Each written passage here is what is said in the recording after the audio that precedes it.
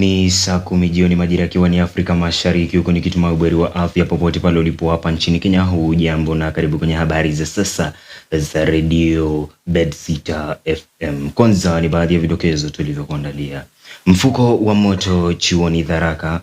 Kiongozi wa chama cha DCP Gachagua atoa maoni. Hivyo hivyo katika habari zinginezo ni kwamba migomo ya waziri imezidi kukita kambi. Hayo na mengine mengi tuyapate kwa njia iliyo ya ufasaha na utendeti. Langu mie ni Justin Ogari.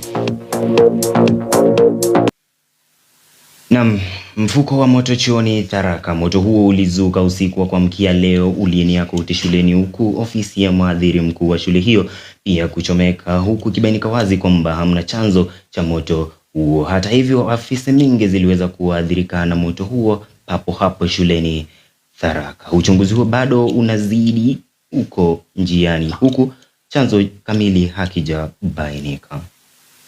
Masharti ya Gachagua yahusisha na kura kutoka Mlima Kenya mnamo mwaka 2027. Kiongozi wa chama cha DCP Democracy of Citizens Party ametangaza kuwa kura za Mlima Kenya katika uchaguzi mkuu wa mwaka wa 2027 zitapatikana bure, bali zitatolewa kwa makali kutoka Mlima Kenya. Kingineko ni kwamba migomo ya wahadhiri inazidi kukita kambi, huku ikiwa ni wiki moja tu tangu migomo hiyo kuanza.